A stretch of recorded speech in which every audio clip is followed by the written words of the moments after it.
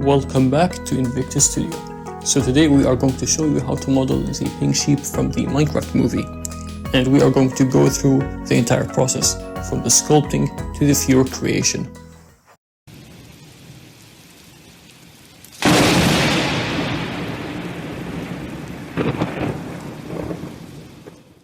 So basically, to start modeling the sheep from the Minecraft movie, you just gotta clear up everything. Put some image editors through splitting the windows on the right, so that you have a reference image which you can use to model properly.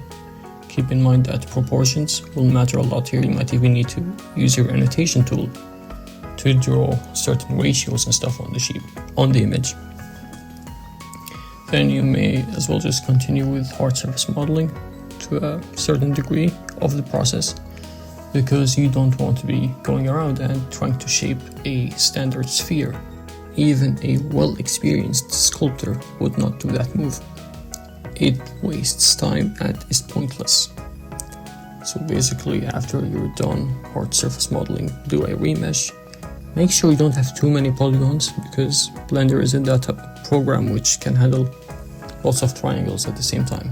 And it's even worse once you go to edit mode. Keep in mind, we'll only be vertex editing and vertex painting in this case, so there's still some freedom. Since my version here is going to be a sculpt mesh, not game ready, which does matter later on in the process. Yeah, I don't mind having a little like 1.5 million triangles here. If you're relatively experienced, you'll also know how to change the mesh type here from raw sculpting into just retopologized, movie ready or animation ready for quick animation making. But yeah, this is what matters most. Keep in mind, you don't have an infinite amount of triangles to work with, and make sure the proportions are good. And this is very tricky because the sheep here from the movie, it's not exactly voxel like the in-game version, and it's also not a real sheep. So you'll have to juggle around between the two interpretations of a sheep. You might have to smooth out the edges here like I am doing. Maybe inflate some places like the cheeks on the face to give it that chubby look. And do stuff like those wrinkles around the forehead, if you could call that a forehead. Stuff like that.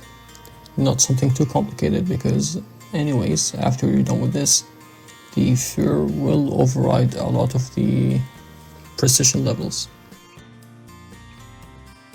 Also, this is a little side note, I did end up changing the posture of the sheep a bit using a lattice. It somehow still worked despite me having a raw sculpt mesh which has around approximately 1.5 million polygons. Maybe that's the range you want to stick to. So there is that. One more thing to keep in mind is that you can either choose to make the textures for the main body through either images with UVs and all that headache, or you could do the method which I did, which was using vertex coloring, which is pretty simple. You've got your vertex painting mode as well as your color attributes, which are basically the images. There's something that's linked to the mesh itself. You can't really import it unless you bake it as a UV image. And the thing is, you can find it there. Keep in mind that these color attributes can be linked to almost any type of value in the nodes. Color, roughness, metallicness, and if you are crazy enough, even a normal map.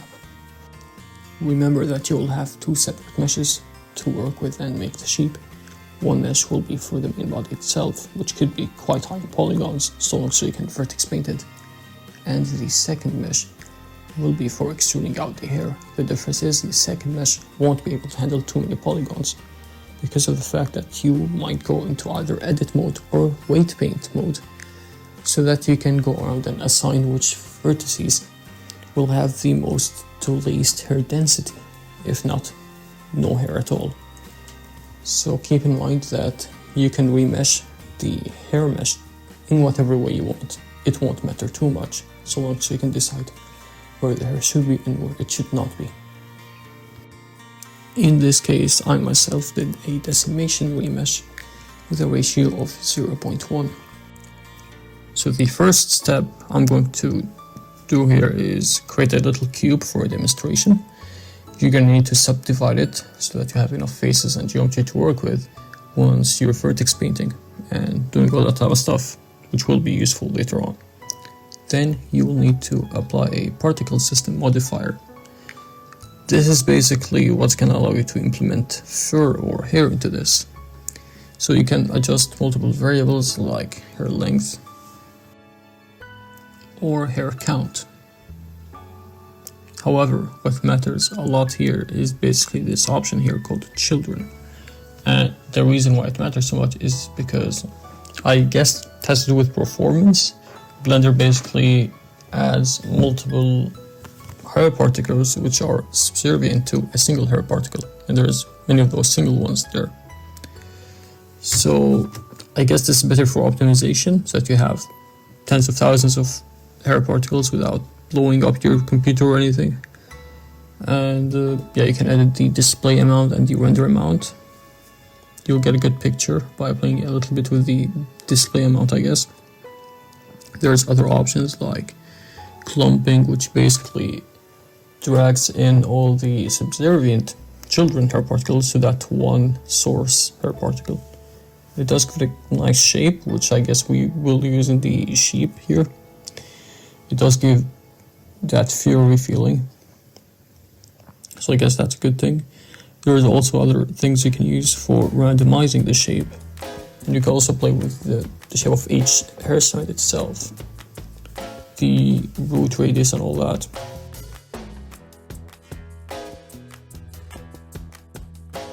Now we will get into something called vertex groups and what they do for you basically.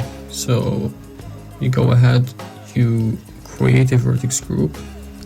If you click that green triangle there, you assign it a name, anything. And this is where the subdivided faces, which I warned about, come into play, because you're going to use those to basically tell Blender where you want the hairs to be and where you want them not to be. You can do this by pressing C and holding left mouse button. The more subdivision levels, the more precise it's going to be. Another thing you can do is use weight painting instead of going to edit mode to continue with your vertex assignment. Once you have assigned all the vertex grouping for all these attributes which you want to edit, the next step you can take is go from object mode to particle edit, so that you can do stuff like comb the hair and organize it more, add hair, even delete hair for some places, except the ones you've masked via vertex grouping. And this can be pretty helpful to add some randomness to the sheep fur. Another use of this hair combing tool is that you can basically do so that the hairs around the face of the sheep kind of face outwards instead of inwards, so that it does give you a weird kind of feeling that makes the hair feel way too out of place. It shouldn't look like you've cut a row of grass and you've got the rest looking as weird as it can do, almost as if your barber did a mistake or something. Another technique you can use is basically shrink the hair length on the hairs around the more clear surface with maybe less or shorter hair, so that things look more organized and organic.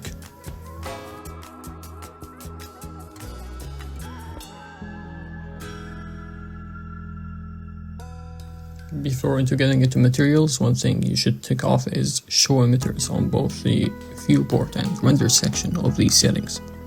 And what this does is basically just hide the source mesh for the hair.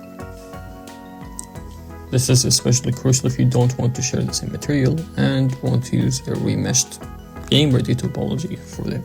I mean, you're not going to export the hair, but maybe for an animation. Then we get into creating the material. So I think you're going to have to create two types of materials for the hair.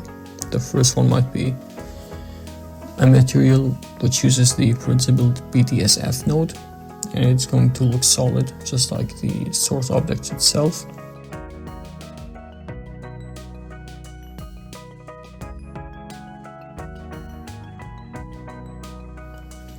Another type of material you will use is the principled hair PDSF.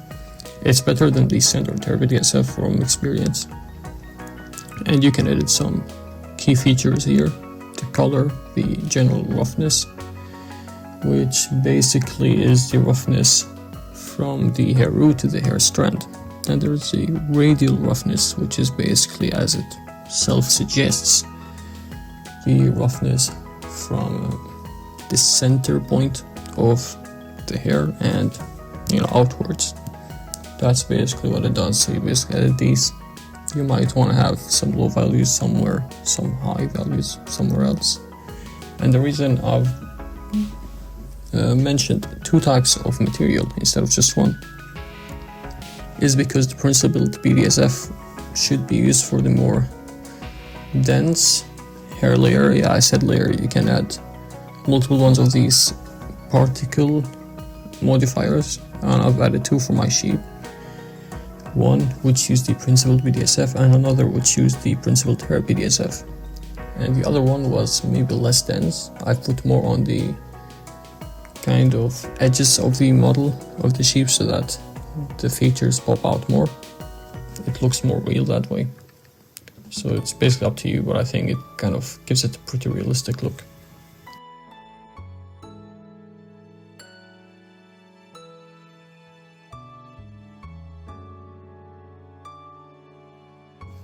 One more thing to pay attention to is the index of refraction, or IOR.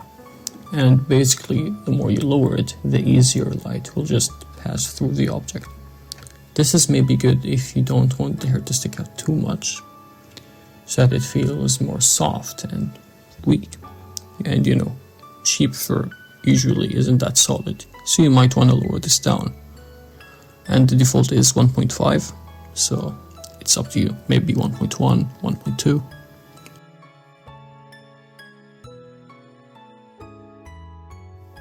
Thanks for watching, and if you liked what you saw, it would be appreciated if you dropped a like. If you have any thoughts, I would like to see you comment them down and engage with you guys. And if you don't want to miss out on future content, then hit the subscribe. Of course, we'll be sculpting other types of stuff. Reptilians, dinosaurs, all that crazy stuff.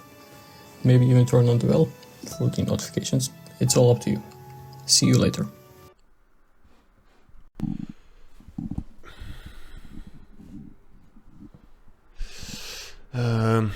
Hello Milan. I'm very sorry that I made that trap on our Minecraft server. I thought it would be funny, but I never considered to think, what if someone else did it to me? I'm very sorry that I inflicted that pain upon you. I don't know if you're going to play ever again with me, but I at least hope that we are going to watch this movie together, that we will have good relationship in real life. I hope you forgive me. Cheers.